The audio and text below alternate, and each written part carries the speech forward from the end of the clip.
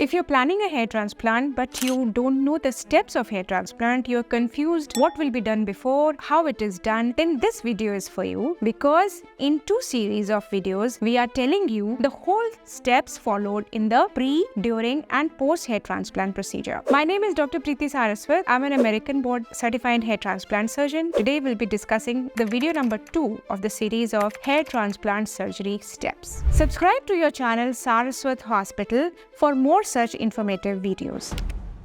In the first video, we talked about trichoscopy and dermoscopy. Then we talked about the various investigations you have to undergo before you actually undergo the procedure. Then we talked about hairline designing and slit making. So talking about the most interesting part of hair transplant, graft harvesting. Maximum people who come for consultation, they know a lot about graft harvesting. Google is the best teacher. So about graft harvesting, people tell us, doctor, would you perform a FUE for me or will you do a FUT for me? So let me now discuss this in a few words. FUE is when we take out, cherry pick the grafts for you by a low torque, low RPM, good FUE machine. The most important thing is doctor should be doing this procedure and the machine should be specifically for FUE. It should not be any dental drill or any other machine used for other procedures and used for FUE as well. So please ask your doctor which machine are they using and whether it is a good FUE machine or not.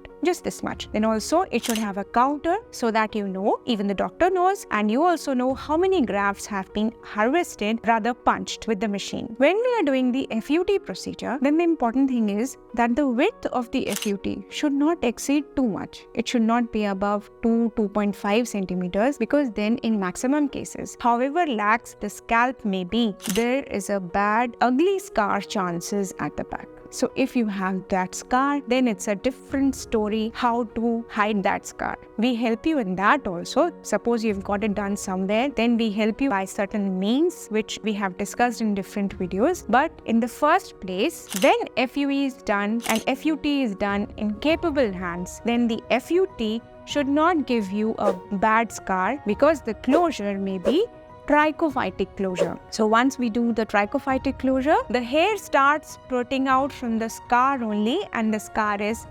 barely minimally visible. So if you've seen such people who have undergone hair transplant but there is no scarring seen, then the result is beautiful. It's very good and you actually like the result. So do click the like button here also if you're liking the video till now. Let me share with you one step of the procedure which is not of much concern to you, but it is a very important part of hair transplant, and it is very important because the grafts are handled in this. So it is called graft sorting, done under magnification. There are different seats on which the therapists or the OT technicians are sitting and they try to sort your grafts, the roots, as 1 hair, 2 hair, 3 hair, 4 hair or more. As you can see in the video, there are different groups of grafts put together, so that first of all we know which grafts are best and which are having 2-haired grafts, 3-haired, 4-haired grafts, so that when we put them on the scalp, we can do that artistically and we know where to put which graft. So this is handled by skilled technical team who know from where to pick up the grafts, so that the germ cells are not crushed and the grafts are intact and healthy till the time they are put on the pre-made slits. If you have any query, do write in the comment section below. Let me tell you the next step now, which is graft insertion. Once the grafts are sorted out by the technical team, then they are put on the pre-made slits by any of the 3 tools. So the commonly used instrument is jeweler's forceps, by which we put the grafts by using no-touch technique or pull or push technique. So these are technical terms, but for you it's important that the team does not touch the germ cells so that there is no crushing of the bulb. The newer advancements are implanters like these. There are many types of implanters available in the market. So you see there is a needle to it, and again no touch technique is followed, and these implanters are used to put the grafts inside the pre-made holes. In some cases, we use the sharp implanters also, and we do not make the slits from the beginning, but we make as we put the grafts. The most recent advancement is the in-root implanter. This implanter is capable of putting 10 grafts in one go, so that with less time, we are able to put 10 grafts in 10 pre-made slits, and then my assistant gives me the second one so that I put 10 again. So this reduces the time of surgery, and it is again a no-touch technique, so the chances of damage to the germ cell is exceedingly low. In all these implanters and dwellers forceps, the team is extremely trained, experienced, and there is a supervision of the doctor in maximum cases. In order to have a consultation or to find out the long-term treatment or the management planning of hair transplant for you or any of your family or friends, you can call us on the numbers below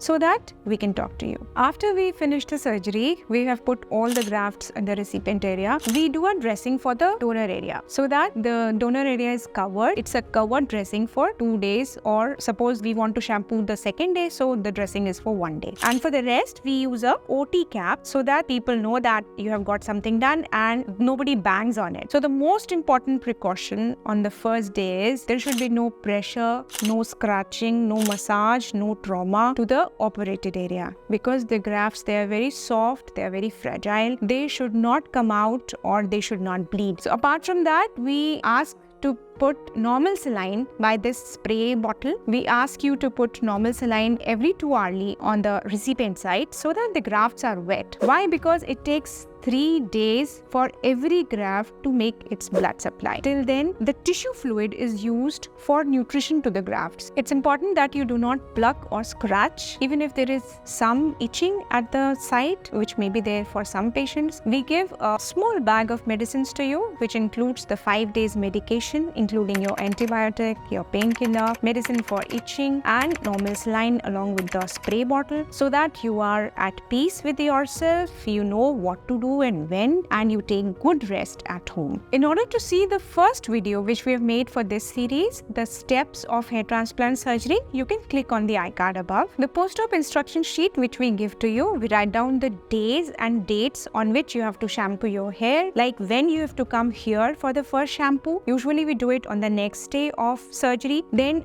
how you have to do at your home, then 2 days you have to do once, then other 2 days you have to do twice, so that till 11th or 12th day you come here. If it's possible, if you stay nearby, you can come to the center for a final shampoo for proper scalp cleaning, or otherwise we give you a video assistance if you've gone outside or you have gone to another country from where you've come. So there we give you a video assistance so that you can clean your scalp properly, the scabs are gone, and you have a neat and clean surface both on the recipient and donor side. So it's important just to understand here the timeline of the growth of transplanted hairs. So in the initial 3 months, you may not expect much growth. Instead, there can be a delusion effluvium, which means the shedding off of hairs. Then from 3rd month onwards, usually 10% of the hairs would start coming out. So that if you have undergone FUE procedure, it may take up to 10 to 12 months for a full density to see. Or if you have undergone FUT procedure, it may take up to 18 months, because in the strip, all the grafts are put, there is no cherry picking. So maybe some grafts are in dormant phase and they